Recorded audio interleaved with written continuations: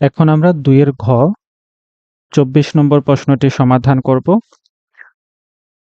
এখানে একটি উদ্দীপক দেওয়া আছে। উদ্দীপকে বলা হয়েছে Anik vector a equal 2i cap plus j cap minus k cap এবং vector b equal i cap minus 2j cap minus 3k cap দুটি ভেক্টর নিয়ে তাদের ডট ও ক্রস গুণন নির্ণয় করেছিল। সে দেখল যে ভেক্টর দ্বয়ের মধ্যবর্তী কোণের মান একটি নির্দিষ্ট পরিমাণ পরিবর্তন করলে তাদের ডট গুণন ও ক্রস গুণনের মান সমান হয়। ক নম্বর প্রশ্নে বলা হয়েছে ভেক্টর এ ও ভেক্টর বি ভেক্টরদ্বয় কোনো সামান্তরিকের সন্নিহিত বাহু ধরে উক্ত সামান্তরিকের ক্ষেত্রফল নির্ণয় করো। প্রথমে আমরা ক নম্বর প্রশ্নটি সমাধান করব। এখানে ভেক্টর এ এবং ভেক্টর বি দিয়ে একটি সামান্তরিকের দুটি সন্নিহিত বাহু নির্দেশ করা হচ্ছে। আমরা এখানে একটি চিত্র দেখাচ্ছি যেখানে সামান্তরিকের একটি বাহুকে ভেক্টর এ অন্য একটি বাহুকে ভেক্টর বি দিয়ে প্রকাশ করা হচ্ছে। এক্ষেত্রে আমরা একটি ফর্মুলা জানি যে যদি দুটি ভেক্টর দিয়ে সামান্তরিকের দুটি সন্নিহিত বাহু প্রকাশ করা হয় তাহলে ওই দুটি ভেক্টরের ক্রস গুণফলের মানটি হবে ওই সামান্তরিকের ক্ষেত্রফল। তাহলে এখানে এই সামান্তরিকের ক্ষেত্রফল হচ্ছে modulus of vector A cross vector B. এখন আমরা vector A cross vector B নির্ণয় করব এবং ক্রস গুণনের নিয়ম অনুযায়ী এটিকে আমরা নির্ণায়ক আকারে নির্ণয় করব। নির্ণায়কের প্রথম রোতে i j k এই একক ভেক্টরগুলো থাকে।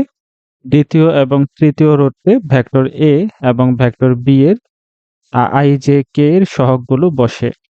তাহলে আমরা যদি উদ্দীপকে দেখি যে ভেক্টর এ তে i এর সহগ হচ্ছে 2, এরপর j এর সহগ হচ্ছে 1 এবং k এর সহগ হচ্ছে -1। তাহলে আমরা এগুলোকে নির্ণায়কের দ্বিতীয় রোতে বসিয়ে দেব।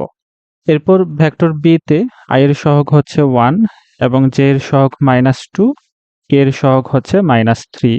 আমরা তৃতীয় রোতে ভেক্টর বি এর i j k এর সহগগুলো এখানে বসিয়ে দেব। এবার আমরা প্রথম রো এর সাপেক্ষে বিস্তার করব। যদি আমরা i এর সাপেক্ষে বিস্তার করি তাহলে i যে রো এবং কলামে আছে সেই রো কলামকে বাদ দিয়ে আমরা বাকি ভুক্তিগুলোকে তাদের কর্ণ বরাবর গুণ করে দেব। এখানে 1 এবং -3 যদি আমরা গুণ করি তাহলে আমরা এখানে পাচ্ছি -3।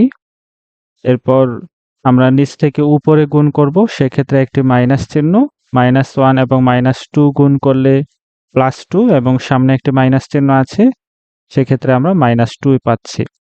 এরপর আমরা j এর সাপেক্ষে বিস্তার করব, সেক্ষেত্রে প্রথমে আমরা -j লিখে নিলাম। এরপর j যেই রো এবং কলামে আছে সেই রো কলামকে বাদ দিয়ে আমরা বাকি ভুক্তিগুলোকে তাদের কর্ণ বরাবর গুণ করব। -2 এবং -3 যদি আমরা গুণ করি তাহলে আমরা এখানে পাচ্ছি -6। এরপর নিচ থেকে উপরে আমরা গুণ করব, সেক্ষেত্রে একটি মাইনাস চিহ্ন, 1 এবং -1 যদি আমরা গুণ করি তাহলে -1 পাচ্ছি। সামনে একটি মাইনাস চিহ্ন ছিল, তাহলে আমরা এখানে +1 পাবো। এরপর আমরা k এর সাপেক্ষে বিস্তার করব। প্রথমে আমরা এখানে +k লিখে নিলাম। এরপর k যেই রো কলামে আছে সেগুলোকে বাদ দিয়ে আমরা বাকি ভুক্তিগুলোকে তাদের কর্ণ বরাবর গুণ করব। 2 এবং -2 গুণ করলে আমরা এখানে পাবো -4। এরপর নিচ থেকে উপরে গুণ করার জন্য এখানে একটি মাইনাস চিহ্ন, 1 এবং 1 গুণ করলে আমরা পাবো 1।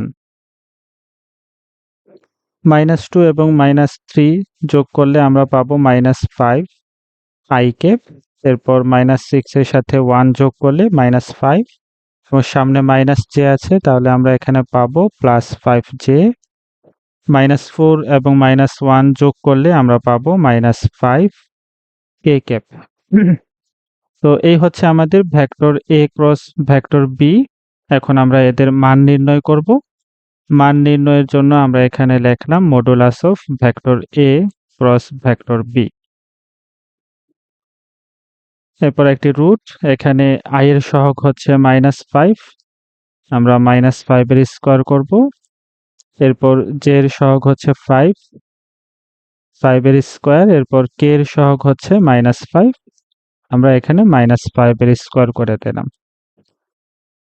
ক্যালকুলেটর ব্যবহার করলে আমরা modulus of a cross vector b এর মান পাচ্ছি 8.66। এখন যদি আমি vector a cross vector b এর মান এখানে বসিয়ে দিই, তাহলে আমরা সামান্তরিকের ক্ষেত্রফল পাবো 8.66 বর্গ একক। এরপর আমরা খ নম্বর প্রশ্নটি সমাধান করব। এখানে বলা হয়েছে অনিকের পর্যবেক্ষণের গাণিতিক বিশ্লেষণ সহ মতামত দাও। অনিকের পর্যবেক্ষণটা ছিল সে যখন ভেক্টর a এবং ভেক্টর b নিয়ে ডট গুণ এবং ক্রস গুণ মান নির্ণয় করেছিল, তখন দেখলো যে এদের মধ্যবর্তী কোণের একটি নির্দিষ্ট মানের জন্য তাদের ডট গুণ এবং ক্রস গুণনের মানটি সমান হয়।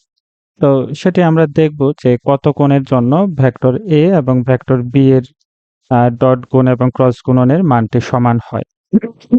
প্রথমে আমরা এখানে ধরে নিচ্ছি যে ভেক্টর a এবং ভেক্টর b এর মধ্যবর্তী কোণ থিটা ধরে নিলাম।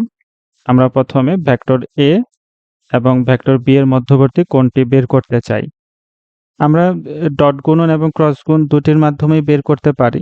যেহেতু ক নম্বরে আমরা ক্রস গুণনের মাধ্যমে সামান্তরিকের ক্ষেত্রফল বের করেছিলাম, এক্ষেত্রে আমরা ক্রস গুণনের মাধ্যমেই ভেক্টর a এবং ভেক্টর b এর মধ্যবর্তী কোণ নির্ণয় করব। তাহলে আমরা জানি যে modulus of vector a cross vector b equal হচ্ছে ab sin থিটা। এখান থেকে আমরা sin থিটা ইকুয়াল লিখতে পারি modulus of vector a cross vector b divided by ab, এবং সবশেষে আমরা থিটা ইকুয়াল লিখতে পারি sin inverse modulus of vector a cross vector b divided by ab। Modulus of vector a cross vector b এর মান আমরা গতে পেয়েছিলাম 8.66। এখন আমরা ভেক্টর a এবং ভেক্টর b এর মান নির্ণয় করব। এখানে ভেক্টর a এর মান হবে, এখানে i এর সহগ হচ্ছে 2 এর স্কয়ার, এরপর j এর সহগ হচ্ছে 1 এর স্কয়ার, এবং k এর সহগ হচ্ছে -1 এর স্কয়ার হবে। এখানে আমরা ভেক্টর a এর মান পাচ্ছি √6। এরপর ভেক্টর b এর মান আমরা নির্ণয় করব। এখানে i এর সহগ হচ্ছে 1 এর স্কয়ার, এরপর j এর সহগ হচ্ছে -2 এর স্কয়ার, এরপর k এর সহগ হচ্ছে -3 এর স্কয়ার। এখানে আমরা ভেক্টর b এর মান পাচ্ছি √14। আর এখানে আমরা ভেক্টর a এবং ভেক্টর b এর মান বসিয়ে দিচ্ছি। ক্যালকুলেটর ব্যবহার করলে আমরা থিটার মান পাচ্ছি 70.89 ডিগ্রি। এই হচ্ছে ভেক্টর a এবং ভেক্টর b এর মধ্যবর্তী কোণ থিটা 70.89 ডিগ্রি। এবার আমরা দেখতে চাই থিটা এর কত মানের জন্য ভেক্টর a এবং ভেক্টর b এর ডট গুণ এবং ক্রস গুণনের মানটি সমান হয়। আমরা এখানে ধরে নিলাম যে থিটা প্রাইম কোণের জন্য তাদের ভেক্টর a এবং ভেক্টর b এর ডট গুণনের মানটি সমান হয়। তাহলে আমরা এখানে প্রথমে লিখলাম modulus of vector a cross b equal vector a dot vector b, যেটি আমরা ধরেছিলাম একটু আগে যে ভেক্টর a এবং ভেক্টর b এর ক্রস গুণ এবং ডট গুণনের মান সমান। Vector a cross vector b এর পরিবর্তে আমরা লিখতে পারি ab sin থিটা প্রাইম। যেহেতু আমি এখন ডট গুণ এবং ক্রস গুণের মান সমান ধরছি থিটা প্রাইম কোণের জন্য, আমরা থিটা প্রাইম কোণটি বের করব। এরপর vector a dot vector b এর পরিবর্তে আমরা লিখতে পারি ab cos থিটা। দুই পাশ থেকে আমরা ab কেটে দিতে পারি, সেক্ষেত্রে আমরা sin theta equal cos theta পাচ্ছি, এবং উভয় পাশকে আমরা যদি cos থিটা দিয়ে ভাগ করে দেই তাহলে আমরা পাবো sin theta divided by cos theta equal 1। sin theta divided by cos theta equal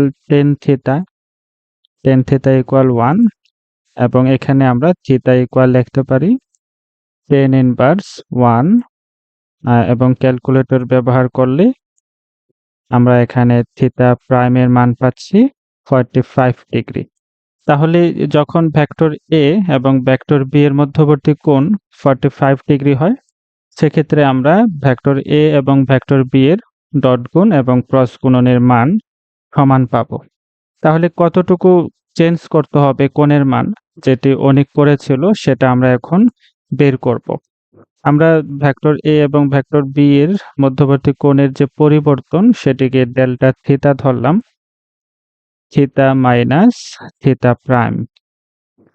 theta আমরা বের করেছিলাম, থিটা আমরা পেয়েছিলাম 70.89 এবং থিটা প্রাইম হচ্ছে 45 ডিগ্রি।